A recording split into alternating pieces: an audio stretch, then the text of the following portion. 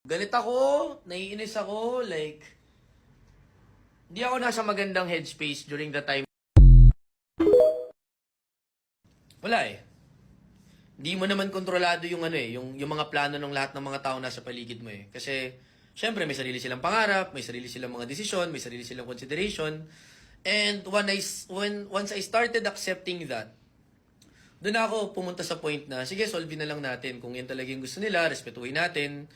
Kausapin natin yung mga organizations na gusto nilang lipatan. Kausapin natin yung mga kailangang kausapin na tao para maayos yung mga bagay-bagay, yung mga legalities and everything. And yun, just take it professionally. So, we took it step by step, from step 1 to step 10, inayos naman natin, nag-uusap ng mga legalities, nag-uusap ng lahat.